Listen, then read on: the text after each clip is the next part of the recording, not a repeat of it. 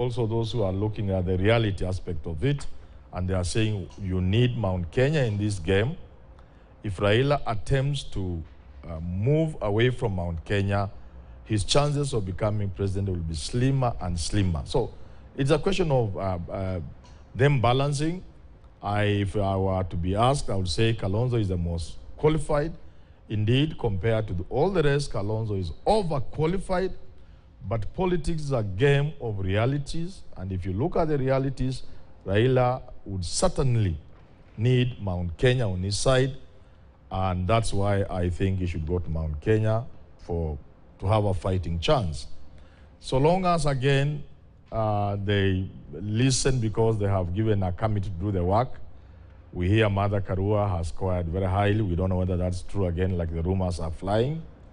Let them maybe at least respect the work of the committee. If the committee thinks it's Martha Karua, they should not do the things they've been doing. The commissioner appalled.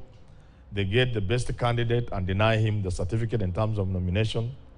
The most dramatic one you'd find in Muranga, where Professor Kagwanja scored here 73 against Kembi Giture's 28.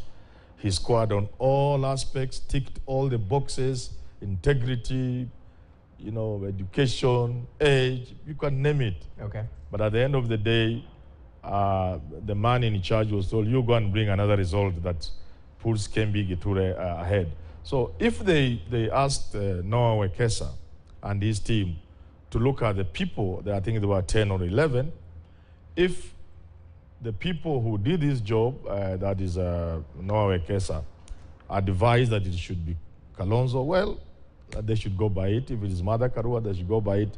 But the politics would always suddenly play a major role in the deciding. And let me ask you this, Manyora, yes, just briefly, because early on in the week, I think it was Tuesday, the last day of those interviews, Kalonzo Musyoka, the Wiper leader, got his fair share of criticism. And we had words like flip-flopping and whatnot due to his earlier stance of not being interviewed by that panel of eminent persons and then later on making an about turn. From a political lens, is this, goes down to the character of his style of leadership, or it's simply a decision? So as he said, he shouldn't be locked out of the running mate. Yeah, you see, like I've said about Muranga, there are boxes to be ticked. Okay. And I think one of the boxes Kalonzo will have a problem with, and that box will not be ticked, is what kind of person is he? What kind of image, what kind of picture does he present to the country? And indeed, what the committee would look at. You say this today, tomorrow you say this, you agree with the Raila Odinga and Uhuru Kenyatta, tomorrow you jump and you say no, you didn't agree. You pressurize them to make you running mate. You make the country kind of believe they are going against their word. So really, that can also influence the decision as to whether or not you'll get. And certainly, if I was in the committee, I would not tick that box. Yeah. Okay, interesting. And before we cross over to Ambrose Weda, I just want to hear reactions from that earlier change of camp. We saw Maendeleo Chapchap and the Power Party, led by their party leaders, Alfred Mutua and Amason Kingi, skip Azimio, and they were welcomed with open arms in Kenya Kwanza. Let's get some of the reactions from the leaders themselves and Raila Odinga in what they had to say about that.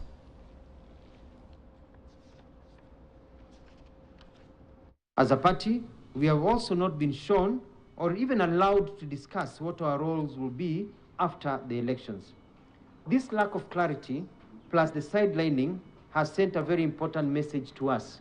Akufukuzaye hakwambii toka. Apart from the usual rhetorics during political gatherings, there is absolutely nothing to show in terms of commitment for the coastal people in the Azimio configuration.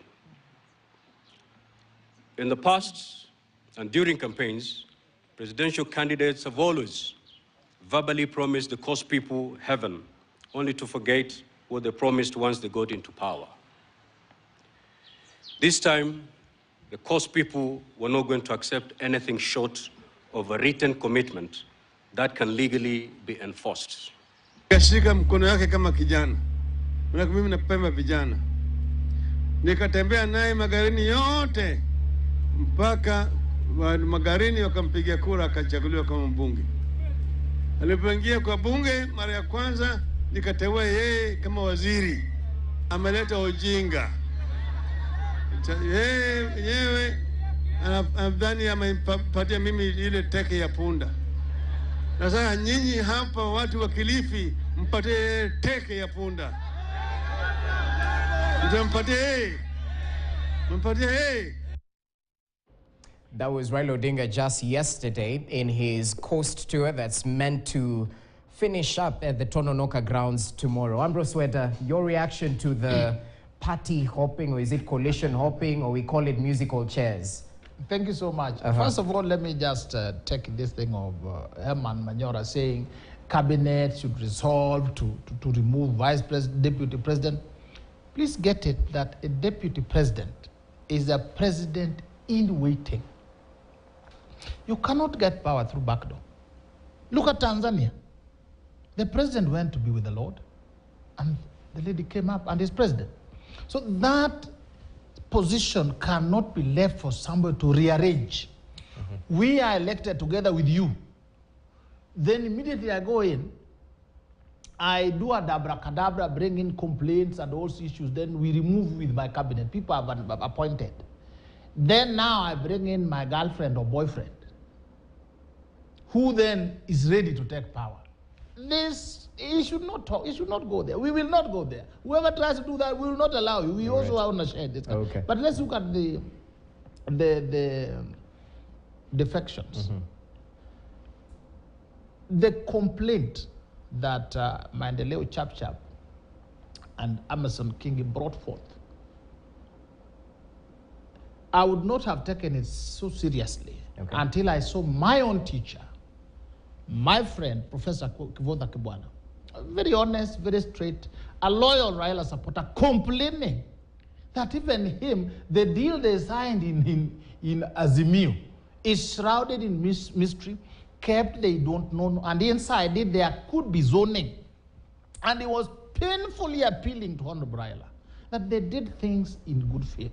Let them not be mistreated. Out of pride, out of honor, he may not have wanted to bolt out. But these are younger people saying, look, you can't treat us like this. All right. We leave. So the reason why they left, in my view, was very justifiable. You need now to agree and say, look, we are going to form, if we form this government, what is my stake? I've always said here, tell them, Mudavadi 30%, Chap 5%, or so and so 5%. That is how I saw in the Uhuru one, they agreed 50-50. When they got power, it was a deal. What brought in friction between President Kibaki, God rest his soul in eternal peace, and Honorable Raila over the MOU was there was some agreement which was not honored. So this this opaqueness in the agreement that even Kenyan voters, us, we would like to know that when you are going to vote for you as a team, what arrangement do you have? We don't want surprises where we voted for you, you are there, then suddenly somebody brings in a boyfriend, somebody brings in a girlfriend and say it was in the deal. You want to know the deal now so that we decide, do we elect you or we do not elect you? So that kind of movement, the reasons they gave are justifiable, whether people like it or not. I think Mutua's heart was in Azimio. But the way he has been treated, he has been forced to go the other side. I've seen Baba talking about, I held Amason Kingi, whatever. Amason Kingi is a very learned lawyer. A man who is big in his own community. Baba found him already a grown-up. Then they teamed up together and they were working together and they got power. This culture of people meeting you in your old age and then they start saying, I helped him to get this, I helped him to get that. That's wrong. Let me ask you this. Yes. Does Azimio miss PAA and Maendeleo Chap? What space have they left? Now, look at it two ways. One, by going to Kenya Kwanza, they give Kenya Kwanza a wider face. One thing you need is a face. Okay. Are there canvassing in this coalition? We have them. Okay. Are there people from the coast? King is here. You saw even Raila's Pentagon. You'd see people like Joe Nyaga, God rest his soul in eternal peace. He may not have come with votes, but you say yes. Pentagon, Gema is represented, this and this. You have seen now Martha Karua is very trending. Okay. Why is it trending? Okay. Because we are saying now Gema is here, female is here, strong ladies are here. So they take in the face. Secondly, they also form the present and the future of their communities. Those who know that as we are with Baba, but Baba collected that bullet he fired. So he went in the forest and brought it back. That's the one he's using. If he fires it again, it will be gone. We have to go back to the drawing board to have leaders. That time you'll not be able to compete with Kingi because shall have matured enough. You'll not be able to compete with Mandeleo Chap and all this. So they have value, face value. They have value in terms of ability to campaign and so on and so on. So those who dismiss them at your own peril.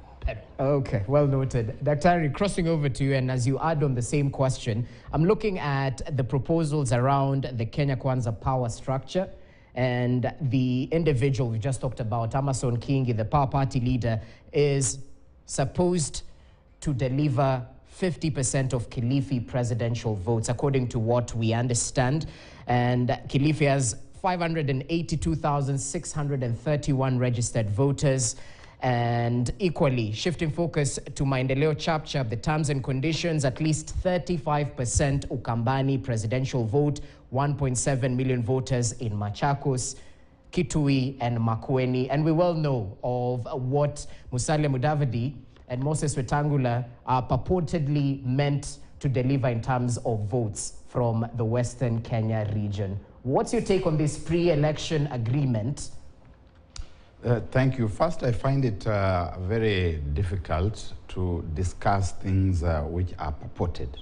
Okay. I find it easier to discuss substantive things that are before us and which therefore constitute a solid basis.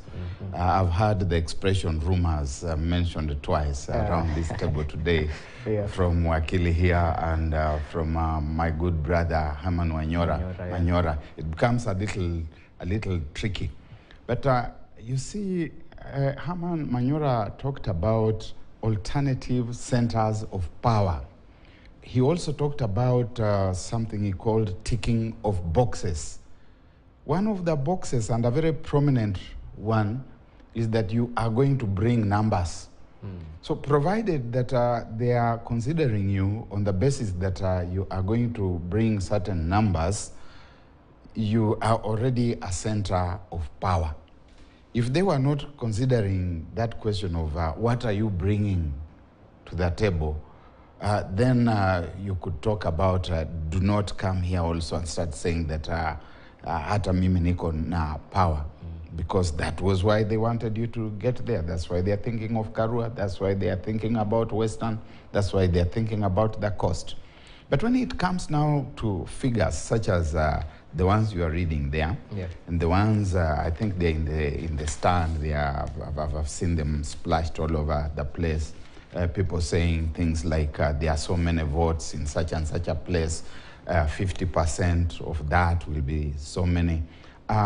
It's to get the wrong permutations. How many voters are registered in the country as a whole? Maybe 22, 23 million. They are not all going to turn out to vote. Sure. So we cannot even talk about the person we expect to be elected as president, that that person must get 11 or 12 million votes plus one. It's a percentage of those who are going to vote. Do we know what the voter turnout is going to be? We don't know. We can only speculate. Those who do opinion polling may be able to tell us that we have polled and we are seeing that in Kilifi, the voter turnout is likely to be 90% of 500,000, and therefore we expect 400 and whatever to vote, and therefore 30% of this would be that. So sometimes I wonder whether we journalists did mathematics in school, and that we understand that percentages are factors of bases, yeah?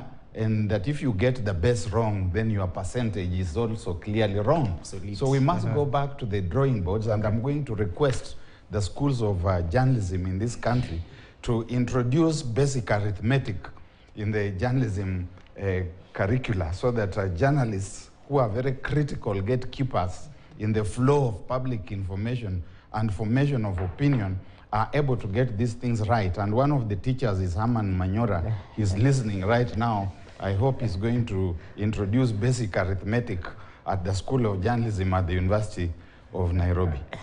Well, I feel attacked as well. Anyway, Herman Manyora, since your name has come up, your take on that particular perceived power agreement, the power sharing agreement in Kenya Kwanza, and equally, I'd like your take on that particular issue to do with, I'm looking at the front page of the Star, Ruto to meet unhappy Central region leaders, where amongst them Kabogo says Central wants a written pact as well with the Deputy President over their share of the government.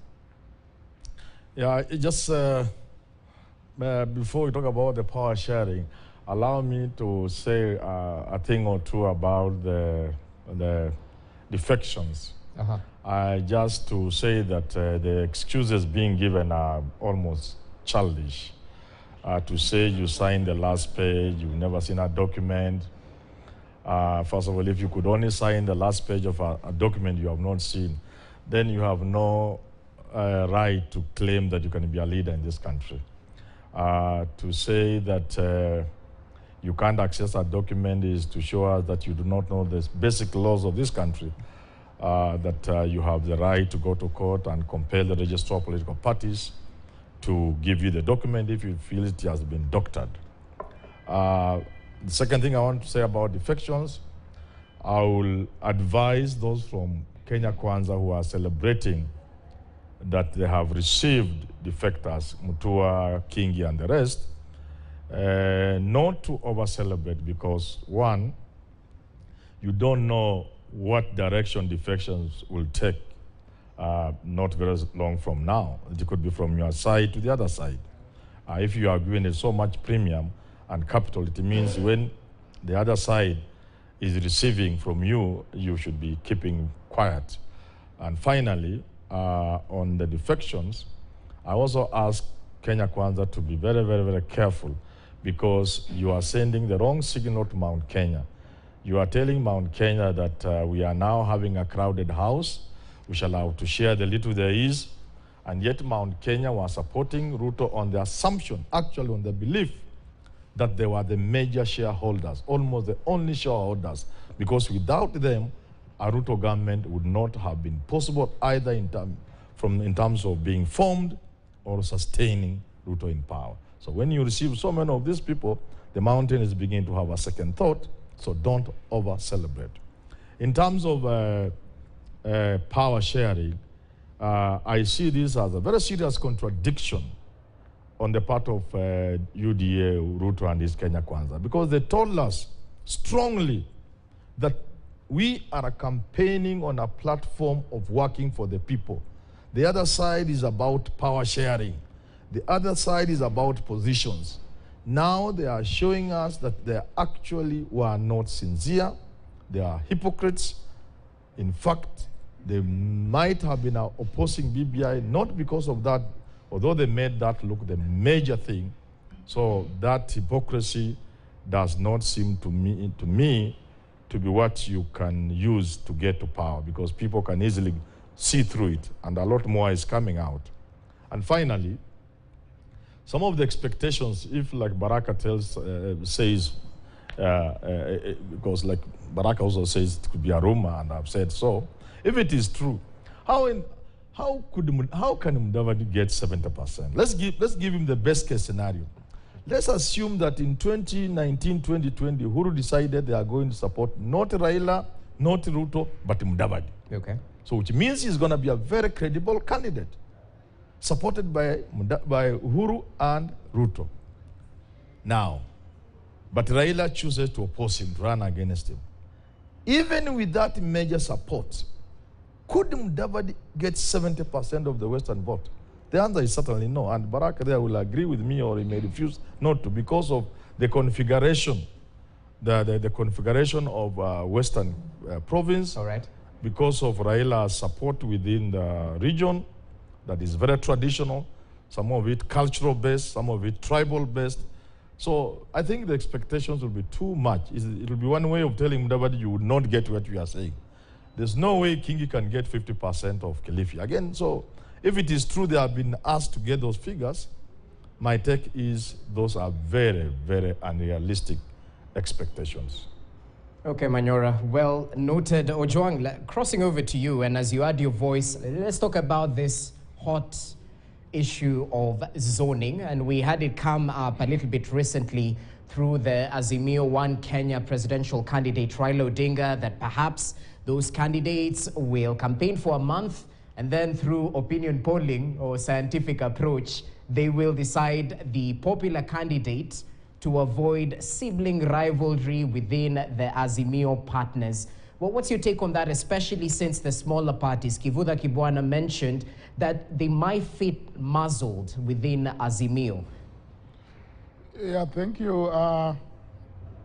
Looks like the word polls just arrived in Azimio camp as a way of sanitizing every bad move they are getting ready to do. And that is what sometimes the misuse of science does.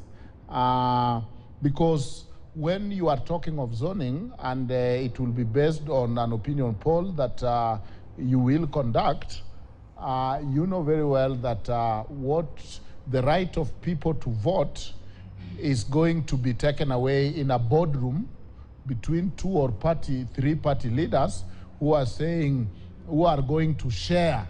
And that is probably the image of sharing power that is so draconian that is projected, that you are saying, leave Nairobi for me, okay, take this, take that, and the question is, how about the people? So it is anti-democratic, it goes against our multi-party politics. You look at the constitution role of political parties to advance democracy. The people that are on that table defining zoning will be a few men, and will obviously overlook special groups, will overlook the interests, and they will be serving their interests. And that is the personalization of power that we are talking about, including of parties. So it becomes your personal property, where you are saying, what do I give you and what do I take? Of course, somebody who only read The Prince and Machiavelli will say, yeah, that is the nature of power. But our constitution came to bring political hygiene and to make sure that sovereignty belongs to the people. Now, beyond that, I think we have a principle in law that do not use people as a means to an end, but an end by itself. And that is what people like Mutua and Kingi are realizing, that we are not being used as an end, but simply a means. These agreements are clandestine. They're not even private. And nobody knows them, and you are here, you have signed what you don't know, and it keeps metamorphosizing, because it appears that the liberty you get is based on who can access the file in the registrar's office and even amend. If now an agreement that is less than a month old have been amended, you see this impulse to amend things that is carried up to the BBI. You have the agreement, some of them are based on if BBI come, that the Constitution and the courts have pronounced itself on, and so there is a lot of that. But interestingly, as I conclude, I find it very interesting that Raila advisors like Professor Manyora knows maths when it comes to Mudavadi. But when it comes to their own maths, they all of a sudden become poets and cannot apply the same arithmetic. All of a sudden, it's arithmetic genius. and is dividing how impossible Mudavadi can to decimal points. But at the same time, can look at Mount Kenya and say, for the possibility of what will happen, even though the mountain have kept on sliding and the climb have not been steady, that let us just go there. And he calls that what is realistic. That is what is realistic, that for the sake of speculating and gambling and probably doing sport pesa kind of things with Mount Kenya that is not that is unbecoming, let us give them the running mate and refuse to give Kalonzo Musyoka, who is a sure bet. So I think the ping pong is what other people don't like. The ping pong is what people like Kenya are saying, you know what, this informality. And Kalonzo here, these actions of Kalonzo are not excused, but they're explainable. Because how come every time he does this, then you hear he received a phone call? Because he knows there is nothing like written here. This is personalization of power. This is informal thing where it is the word of so-and-so that matter. And this resistance and developing very serious drug resistance to institutions, to rule of law, is something that is inoculated throughout all these agreements and threatening the rule of law in this country. Herman Manyora, right of reply before we continue. He's a very good mathematician when it comes to Mudavadi, except when it comes to their chances of okay, let him speak, sir. You know my friend Ojwang here works with a textbook. Politics is not from a textbook, my friend. Politics is a difficult game. It is not 2 + 2 = 4. It never works like that. You cannot say Kalonzo will bring 2 million, and therefore if he goes away, you lose the 2 million. He could go away and you lose 1 million and remain with 1. You could think that if you make him a running mate, you'll automatically get the 1.7 registered voters in the 3 counties of Kambani. And then Ruto runs away with half of that. It's not as straightforward as you think. And therefore, bringing Mount Kenya into the mix, and I've argued before, you are not only looking at the numbers, but you are looking at the software. You are looking at the goodwill that Uhuru brings to this game. Because the Mount Kenya region is an important segment of this country, right from the time of Jaramogi Oginga Odinga, through Daniel Moi and even Raila Odinga with Kibaki and the rest. They have realized it's not a community you can ignore and govern. So can you ignore Eastern? Can you ignore Kalonzo Musyoka? The meaning of the word ignore there must also be navigated very carefully, and not just from a dictionary, you know? In other words, so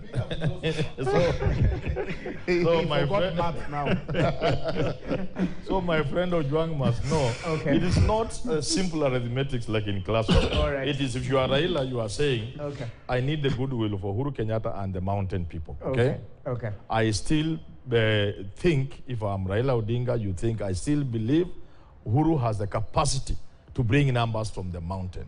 And over and above those numbers, he will bring the goodwill that you need from that region to govern this country comfortably. You know, that's what I'm saying. So it's not as simple as my friend. And world over, power is not as threat even within the church. Okay. Power is not something that you can put on a table and describe, now this is the power, it starts here, it ends here, and that all people are equal. You see, the problem with people like Mutua and the Kingi, they think they can be Raila as equal. It's not possible. You cannot be his equal. Okay, fair point. Live with that, you know? Fair point, Manyora. Daktari, as we finish off on this running mate, or is it Azimio and Kenya Kwanza debacle, just yesterday or throughout the week after this defections, we definitely saw Suna East Member of Parliament and other ODM and Jubilee allied members of Parliament, you know, fire below the hip at times at Maendeleo Chapcha party leader and Amason Kingi. But most recently, they mentioned yesterday that it's an impractical power deal, that perhaps Moses Wetangula and the party leader of this other side, I'm forgetting, Musalia Mudavadi rather, that they've been shortchanged, that this deal is deceitful in one way or the other. What's your reaction to that? Yeah, yes. First of all, apologies for feeling a little under assault. Yes. But take comfort in the knowledge that I'm also a journalist. That's what I've been doing for 39 years. Proper. Yeah, so we are together in this docket. Okay. But when we see one of us, like Professor Herman Manyora, there misleading us, he has become the mathematical fly with the abacus. When it comes to other politicians, he uses base 10. When it comes to Raila Odinga, he uses base 2. And he will tell you that what you are seeing as 11 here is actually not 11.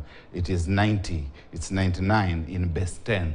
In base 2, it is 1-1. In fact, don't call it 11. So he has got to be advised to migrate from that zone and face the facts. If he wants to talk about figures, he talks about the figures with regard to everybody else. Okay. Then when you look at the power sharing deals and the pronouncements that are coming from Junet Mohammed and the others, they are to be expected. These are people in competition. They are like boxers who are about to get into the ring. When my brother Ambrose Weda here was growing up, he remembers the days of Muhammad Ali, and he would say, I'm going to sting like a bee and float like a butterfly. You have got to psych yourself up, and they've been psyching themselves up. You have seen Raila Odinga going all over the place and saying that I'm going to beat them thoroughly. I'm going to score 70% upwards. The real tsunami is coming. So these are things which they are going to float. They are going. The other side is going to say this is not realistic. You cannot raise those numbers. But when it comes to them, they are going to say that they can raise the numbers. There's also been the question of this thing looks like the BBI which you rejected, and now you seem to be bringing it back through the back door. You remember I was recently widely quoted as having said that we are going to have to choose between the fox and the jackal. And when you look at these fellows, you are seeing the jackals. The jackals went first. They said, we want to create the office of Prime Minister, we want to create the office of Deputy Prime Minister, and so on. The jackal is not very methodical. No, right. They come and tear you into pieces. The fox comes in a sly manner, and they may travel along. You may travel along with them. But government, basically, throughout the world and throughout history, is about people looking for power. It's about people exercising power. It's about those people telling the masses that this is about you. It's about telling those people that you are sovereign, and we are only exercising sovereignty on your behalf. Some of them are subtle in the ways they go about it, the foxes. Others are very ruthless in the manner that they go about it, the jackals. And so it remains that the country must choose between the fox and the jackal. It's simple. As we put this matter to rest, yeah. Thank you. Now, let people understand this, that these coalition agreements, the least number they're about 4. Not 1, not 2, not 3. 4 minimum. The first and the main one is a political one that is used to sell the coalition. You use it to lure voters. So in it, you put in goodies, and then the role the voters are supposed to do. So you put targets. Okay. You tell them, you want 1,000-kilometer road in your region, you want parastatal jobs, you want cabinet secretaries, give your son or 2 sons 70%. So they'll go there to tell people, hallelujah, watu wa Mulembe, these things are here. Give me the votes. Yeah. On the other side of Azimio, it is so shrouded in mystery that you don't even know what to say. So there they have been outfoxed. Now, so that is document one that gives what is sellable. You can see that the Mount Kenya are complaining. They are complaining because the John come lately is like, yes, not that the former governor of Kiambu, Kabogo. Yes, Kabogo does not realize that Mount Kenya and the Kalenjins are inside us. They are the ones doing the negotiation. So them, they don't need agreement. Otherwise, even Kalenjins will come up and say, what is our share? It is Mount Kenya and Kalenjin saying, when you come, we will give you an offer of the pie. So, and I think that's what the deputy president is going to tell them, that you people, what are you talking about? Which agreement? This is yours. But it also shows that the deputy premiership is going to Mount Kenya. That is obvious. Now, that is agreement number one. Agreement number two is, in case we don't win the presidency today, but we want to win it in 2027 or 2032, how do we go? You say, where do I accommodate Musalia? Where do I accommodate Wetangula? Where do I accommodate Chap for the future? That agreement is also there under the table. Then there is the real agreement when we get power and we have to unite the country. Everybody has to feel part of it. We have to grow popular so that we win again. How do we share it? Now that is where now, if we lost as those who come from Azimio, they'll say, we need one or two Luos here. We need the Kisis also here. We need the Ogieks for the unity of the country, for the sake. Now here people will sit and say, Bwana Musalia Mudavadi, yes, although you have 3 or 4 cabinet positions for yourself, please take one to Luo land. In my government, it will be, we have Luos, but we know you are Luo or you are Kisi. Then that is the third agreement. The fourth agreement will be the president himself. I want to satisfy those who paid me, those who supported me, those who brought money, those who brought prayers, those who brought technical skills, all these people, the army that the president is using to bring in even people as they defect. They find people there. People are making tea. There are those who are guarding. They will be rewarded. So these are there. So the one you are seeing, please don't over-pontificate. Somebody should tell you, but don't over-pontificate on this. These people are smarter. Take Azimio. Do you think President Uhuru is just sitting back at bringing money, bringing state power, putting his deputy president out, and then after that, when it is won, he says, you know, there was no agreement. He has 50% stake, and he wants the deputy premiership to take to Mount Kenya and tell them, look, I am planning. I know what I'm arranging. I have your interest at heart. Hey, and then Alonso, you say, you leave me out, what will I tell my people? So leave me out, and I'd rather run and negotiate when people go for a rerun, because obviously there'll be a rerun this time. 50+1 might be unachievable, according to you. But gentlemen, due to time, I just want to listen in to a couple of sentiments from the DPP, Noordin Haji, and his colleague at the Ethics and Anti-Corruption Commission on what exactly is the role of institutions which are charged with only ensuring that those who met the Chapter 6 issues actually vie come the general election. That all-important integrity question. Let's finalize with that. Listen in. What is the difference between a state officer and a public officer? If you read the Constitution, there's no difference. They are one and the same. But conveniently, the politicians have said they are public officers and not state officers. State officers are the only people who should step aside and should not be in office. And that is what is happening. That's today. Ambassadors and CSs and such. Yeah. Those that have been appointed. The civil servants are the state officers. They are the ones who should be stepping aside. But politicians are the public officers. They should not be stepping aside. Now, these laws are what you've just said, the proverb. They are telling Kenyans it's a crocodile like in a log. For us, it can't bite. Precisely, it's been in the water, but it's actually just a log. There is very little that we can do, especially when it comes to issues of integrity and enforcing it. Do you think this is pre-designed? This problem is mainly all over the world, because at the end of the day, the politicians look at their interest. From the face value, they will tell you that They are there to improve your life, take care of your welfare and all this. But at the end of the day, what comes first is their own personal interest. We've talked about the reluctance of changing the laws and applicate. Even some of the laws, there's also impunity. People don't observe those laws. And we are not condemning all politicians.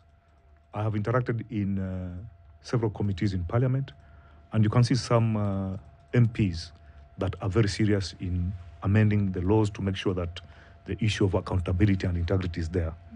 But we need also to know that majority, they are quite not interested. And the whole problem goes back to the public. Because even right now, as people are trying to contest various positions, you've seen there are some governors, controversial governors now, they are causing havoc. They are trying to come back, and they sound very popular on the ground. Their opponents are panicking. Now, the same with parliamentarians. The issue here is one. You can have, I know some politicians, some MPs, that they are no people of no integrity at all, morally. But legally, when you go to the Chapter 6, you go to the Leadership Integrity Act, you go to the Public Officers Ethics Act, and all other acts that are related to integrity, there is nowhere to fish that guy out that is a criminal. You know, it's like somebody who used to work in a bank, he has been sacked. Banks, when they sack people, they don't want to go to court. No. Because they look at the image first. It may cause panic and everybody start withdrawing money. So they will sack that person silently. When you go to the bank, in the records, that guy resigned. But when you get insiders, they tell you, we have many kind of politicians who are contesting political seat with that kind of analogy. You know their background is not clean. And quite a number of them, the public know. But these people are now back dishing out money. You remember twice, the Minister for Internal Security, Honorable Matiang'i, has said, we are likely to get a lot of crooks coming into the next parliament and other elective position, because the public, they're not strict in what you call the general public vetting.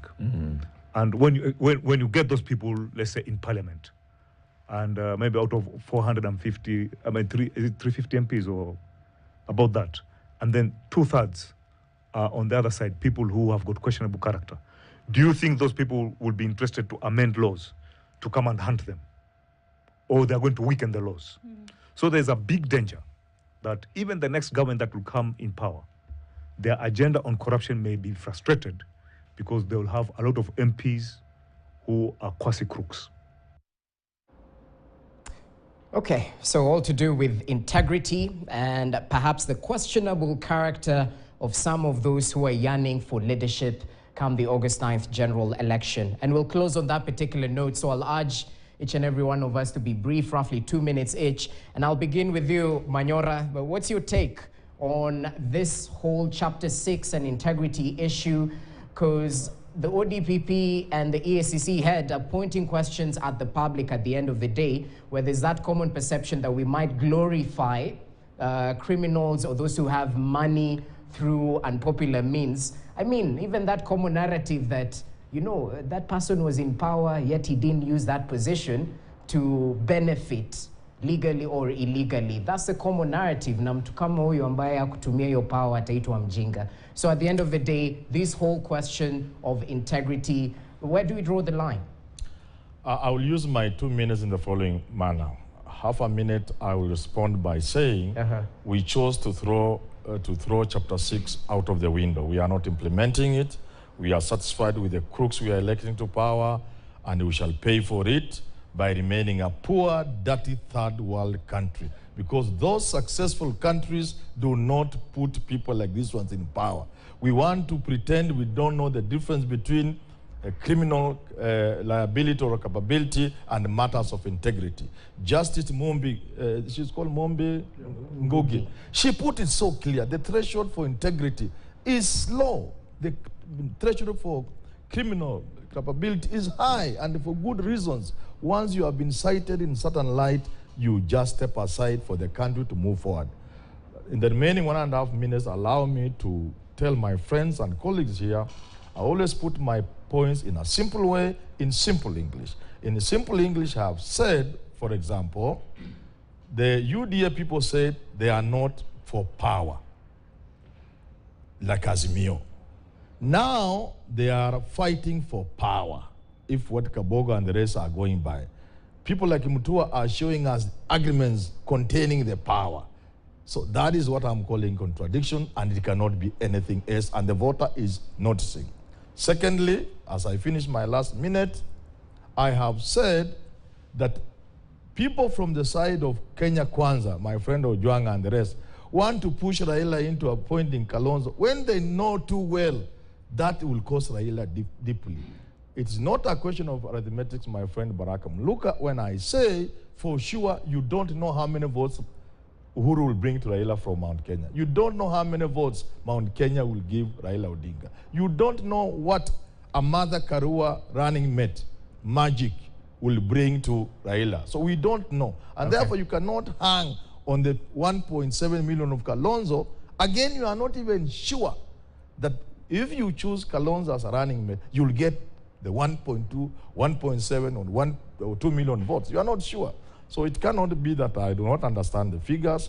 On the contrary, I do understand figures, and politics is about figures, is about numbers, but politics is also about looking at the game in a much more realistic way than just 2 + 2 is equals to 4. Fair enough, fair enough. Duncan Ojwang, your take as you finalize, including the fact that, you know, wash could overrun Parliament. Is this worrying for you? I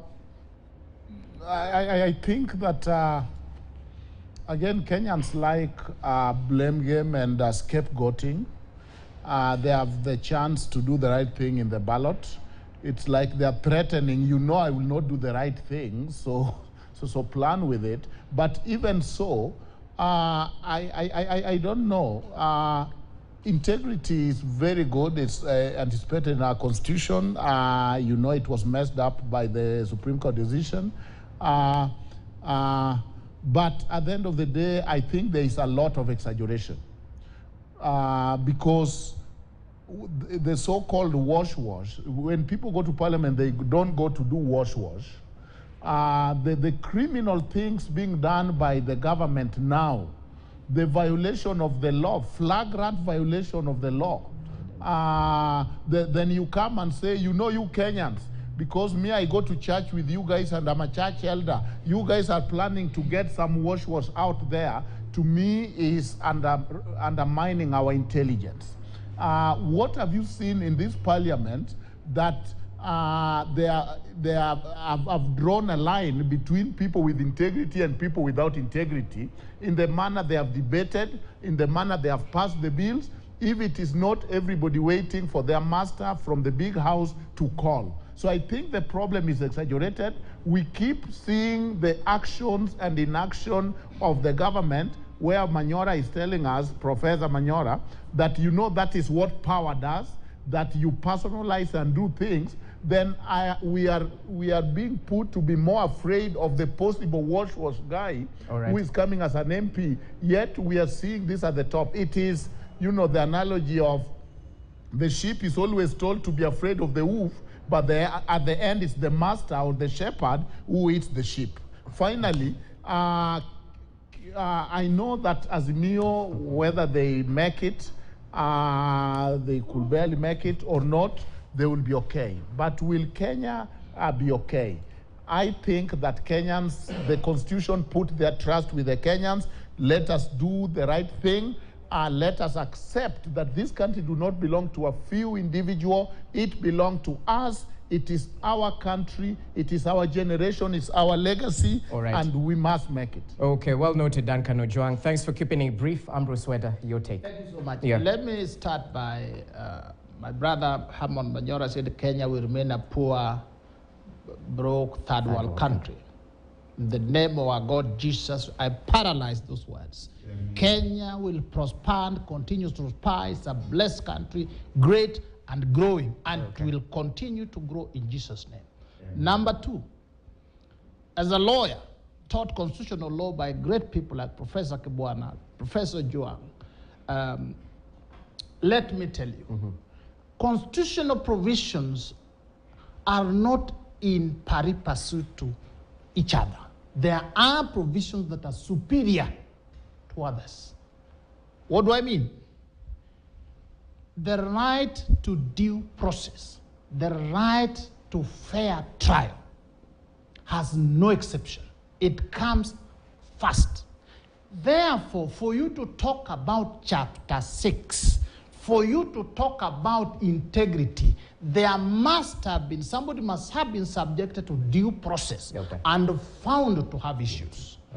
Otherwise, if you left it to the whims of people like the DPP, the Kamata Brigade, the DPP who comes on live radio and says he does the difference between state office and public office is the same, that actually would be very dangerous. So get it, due process. So we have chapter 6, but it has to be due process. Speaking of public office, state office, CS Munya, can he stand for as at now he can't. As at now he can't. He doesn't need circumlocution. So he didn't resign, he still remains, and the time that this other part is joining politics. All right.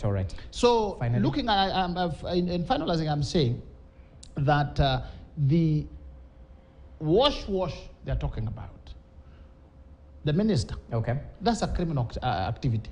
The minister should not come here and tell us there will be wash. We should have arrested those people. And they have been charged. But I must tell young Kenyans, God himself says, the rich rule over the poor. A borrower is a slave to the lender. It is good, it is blessed, it is right to be wealthy.